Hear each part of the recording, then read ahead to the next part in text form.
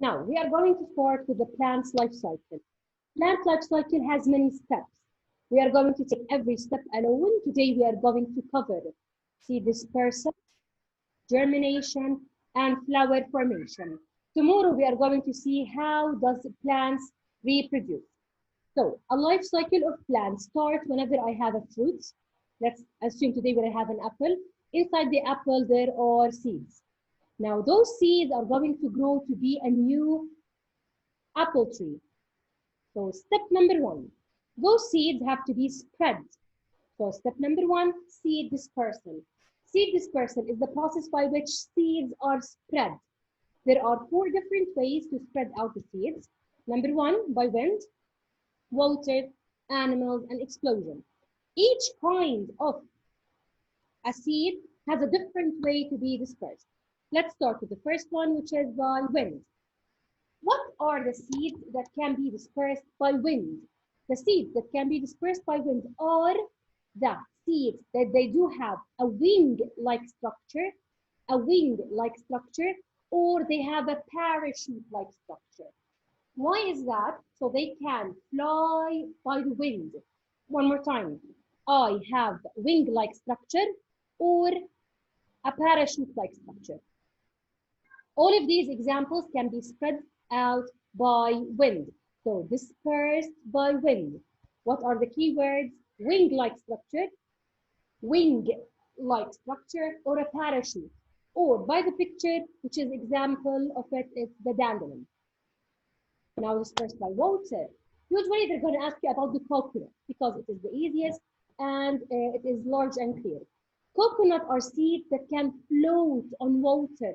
So whenever they float on water, that means they will not sink, they will not be filled with water, and they are going to move from one side to another. Okay, it seems like I have some questions, but we couldn't see. This is all. Okay. Dispersed by animals. Animals can be dispersed by different ways. Let's start with animals that they carry the seeds and hide it like squirrels. So they carry out the nuts from one place to another. In their ways, some nuts are going to fall, okay? And after they fall, if they get the right conditions, they are going to grow and be a new plant. Other examples are like birds. So birds like cherries, they like fruits. Inside them, there are seeds. But are they going to swallow the seeds? Sometimes. So they either swallow the seeds and the seeds go out through their systems, or they spit out the seeds. In this case, they ate it, they get rid of the seed out. Number 3 is whenever the seeds, they have a hook-like structure. They have like spines. So in this case, they are going to stick on the animal's body. I have questions. Yes, Hamad. Hamad Mansour, تفضل. Teacher, I just joined. Can you repeat everything you said? And Hamad, raise your voice. I can't hear you, Habibi. I just joined this session. Could you repeat everything you said? This session is recorded, dear, and you are going to have it as a video. Don't worry. Okay. So number 1, we said it can be dispersed by wind if it have a wing-like structure or a parachute. By water if it can float on water. If it's a fleshy fruit, that means it can be dispersed by animals. They either eat it, bury it, or they get stuck in their bodies. Dispersed by explosion. Explosion like the peas. So whenever they grow, inside here, they are, stayed inside like a pocket. After they grow, they're gonna explode. A picture is gonna be clear, which is seeds exploding out of the plant. Questions? Let me see. Your sound is not so clear. Oh, good. طب هلا, can you hear me better? Omar? Can you hear me right now? Oh, come on. In here, there are videos. We don't have time right now, but I'm gonna send you the links, inshallah, so you can see it. Now, the seeds are dispersed. They are scattered everywhere. They have to get the right conditions to grow. What are the right conditions for the seed to grow? Do they need light? In some conditions, yes, but usually they are buried under the soil. They need oxygen, right temperature, and water. If they got those right conditions, they are going to germinate. Germinate, that means the seed started to grow. When the seed starts to grow, that means the seed has germinated. Step number 3 is how seeds got germinated. Step number 1, there is water filling in the seed. The seed number 1 starts to grow a root. Then there is going to be a stem. After that, leaf. After that, the seed itself is going to disappear. I'm going to have a new plant. Okay. Seed germination has different temperatures. So some seeds, they grow at a certain temperature. Others, they grow at different temperatures. So the right conditions are right temperature, right amount of water, and oxygen. If these conditions are available, that means they are going to grow. Let's see this video together. See, number 1, I have the root growing down. Then I'm going to have the stem. This is, by the way, a speed camera, so it's not immediately happening. It needs like days to grow. So I'm going to scale it up for you. As you can see, there are more taproot growing and more fibrous root growing. This is the tab, those are the fibrous. Now look at the stem growing out of it, and here is the leaf. This is the process by which I say it is a seed germination.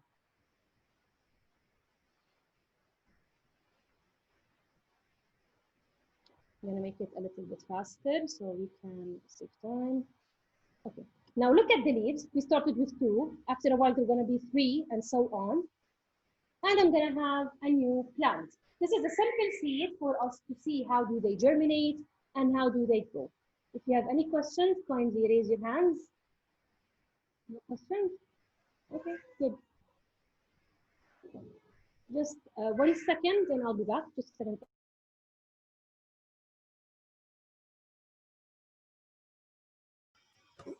So, as I said, now we're going to talk about flowers. Flowers has 2 main parts. We need them to make new plants, which is the stamen. Questions? And the carpel. Stamen end up with the word men. That means it is the male part. Carpel is the female part. There's also another name for the carpel, which is the pestle. Pestle also is the female part. Omar Zaidan, he has a question. Somebody raised his hand. Teacher, you will take.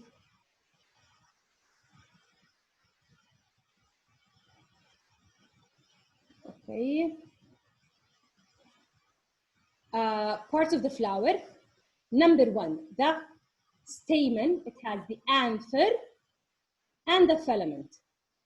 Anther and the filament. The carpel has the stigma, which is sticky, style, which is a long tube, ovary, which is the part that is going to be the fruit later on.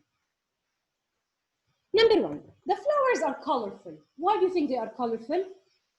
Flowers are colorful because they have petals. Those petals, they have bright color to attract pollinators,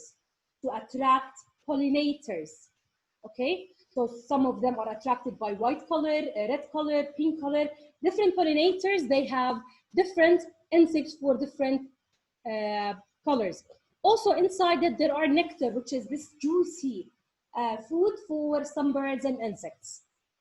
Second part is, now petals, we talked about it, the sepals. The sepals are the green part inside it, which is this. Those are the green leaves that protect the bud until it is opened. Then I'm going to have the petals, we talked about it. Pestle, or the carpel, it is the female part. It has a stigma, style, ovary. The stigma, it's sticky to receive the pollen. Style is a long tube. Ovary, it's the part that turns to be the fruit later on. Stamen. Now, in the female, did you notice in the flower that I have only one female and many males? So the stamens, they are many, made from two parts. The upper part, which is the anther, that makes up the pollen, and the filament, which is the part that supports the anther up. Pollination and fertilization, we are going to talk about them tomorrow. One more time, I truly apologize because there were a problem till I sent you the link. I'm going to see you tomorrow, inshallah. If you have any questions, kindly write them down. Now you have time for the next class. Okay, the booklet, you have it in the reception. Anytime you want to take it, you can